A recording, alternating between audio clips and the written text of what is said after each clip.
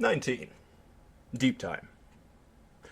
The psychic interface of the accelerator is a bit overwhelming at first. She might have imagined some kind of screen with buttons and graphs projected onto her mind's eye, but it's much more intimate than that. It integrates itself so seamlessly with her psyche that she has a hard time distinguishing where the mind of Dr. Lumen ends and the system's algorithms begin. She can't help but resist at first, but the system seems designed to account for that. Her brain is flooded with endorphins and dopamine. She's honestly afraid she might orgasm from the euphoria, but she doesn't. The interface takes the opportunity of her freshly dilated mind to fully integrate its uncountable tendrils with her psyche. It's not quite a conversation controlling the device, but that's the closest thing that comes to mind. When it comes to mind, she has to wonder if it's her own mind's conclusion or a part of some sort of help function used to accommodate new users to the system. Whatever the case, this blurring of her ego makes her feel quite clumsy, like being juggled by a million Venus flytraps, each latching automatically onto whatever stray thoughts happen to slide across their sensitive hairs. The volatile memories shaken loose by her conversation with Bethuel still fresh in her mind, it happily slurps up a cascade of data concerning her childhood years, and the knotted network of events that led to her spending so much time getting lost in the comfortable logic of mathematics. Perhaps it's the tie to the information relevant to her work, or maybe it's because the machine wasn't exactly designed with her species in mind, but it seems very interested in replaying those awful years. In what seems like a misguided attempt to give her something of substance to work with in the maelstrom, the shrew-nosed face of a former tormentor, Kaya, slides into view and asks her very sarcastically how she expects to create a strangelet. She feels hot acid in her heart, which bubbles up to fill the mindscape and is quickly integrated to form a sort of cross-symbolic substrate for modeling particle collisions. A rapid feedback loop occurs, burning with the silent screams of an afro-headed little teen in the shape of neutrons exploding into hot plasma, and she knows that the machine has been fired up. The lumen wheel begins to turn.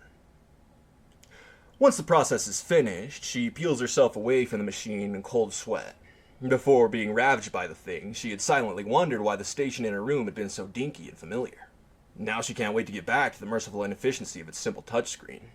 She plans on spending the rest of the evening sitting in her book nook, reading something as old and human as she can find on her magic bookshelf, right after a cigarette if she can find one. The next day is back to the grindstone. Perhaps it's the apparent time dilation of the psychedelic state, but after a few hours working with the machine, becoming one with it in a very real sense, it starts to feel not much different from working back home in Kite's lab. At some points, a part of the process is largely composed of the very removed feeling of replaying actual memories of cranking out that first strangelet over the past decade. She likes to think that those instances are the machine actively being kind to her exhausted primate mind, although she wonders if the machine is artificially making her feel that sense of gratitude to help facilitate the process. Whatever the case, the machine itself seems uninterested in whether she wonders that or not. She decides not to let herself feel violated by that aspect of it, accepting that even that too might not be part of her own agency, and instead focuses on the work at hand. After a few hours, she retires again to the comfort of her bedroom garden. She takes time to savor the fresh fruit and pastries, wondering idly about the diets of her captors. What sort of food could possibly satisfy the palates of beings for which that psychic chaos was just a facet of their everyday? She feels grateful for her ignorance of that sort of life, and hopes deep down that they are listening to her thoughts in that moment and feeling envious themselves. According to Bethuel, and what whiz-bang nonsense she can glean from the thing's overwhelming interface, it was not built for the purpose of running a lumen wheel, let alone for synthesizing strange matter. But it seems that it's perfectly capable of both. It's such an adaptive system, she wouldn't be surprised to learn that it could crank out a specialized warp sac for the purpose of time travel given the right instructions. By the end of the third day, it's already charm-stripping protons, and the collapse oscillations of its wheel have been fine-tuned better than their best shatter computer back home. She's even able to take an hour at the end of the day to search for other forms of stable exotic matter, a hobby she never had the funding to look into very seriously back on Earth. Of course, she finds nothing in such a short time, but the process leaves her feeling satisfied nevertheless. She suspects they'll have a strangelet by the end of the week. In her spare time, which there is a lot of, she only has about 4 hours of duty per day, she finds herself being drawn to that tranquil part of the ship Bethuel showed her. It's strange how human the place feels, especially after her experience with the Collider's interface.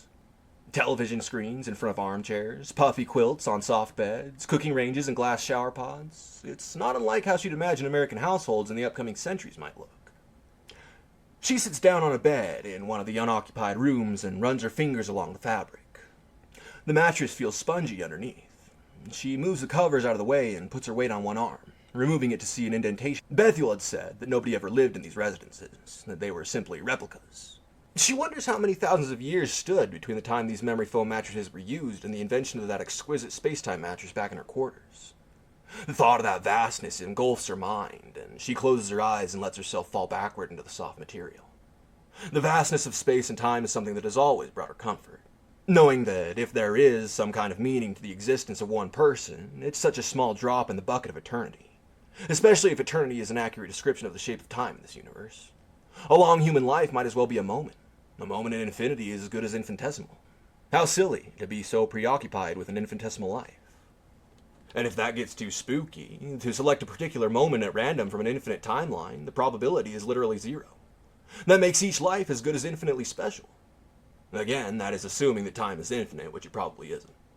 At least not here in this world. She opens her eyes to see the ceiling fan. Something about a ceiling fan on a spaceship strikes her as really funny, like a chandelier on a boat. She knows it probably works just fine, but it just seems dumb for some reason. She imagines it being spun up when the ship gets too close to a star or something. Maybe they turn it on when the stove gets too smoky or someone farts. She assumes Hyperboreans fart. They look enough like humans. There's no reason to think they wouldn't have gut microbiomes like humans too. She wonders if something like that would be embarrassing for them. She's never heard one of them fart, nor has she smelt it. Do they hold them in simply to be polite?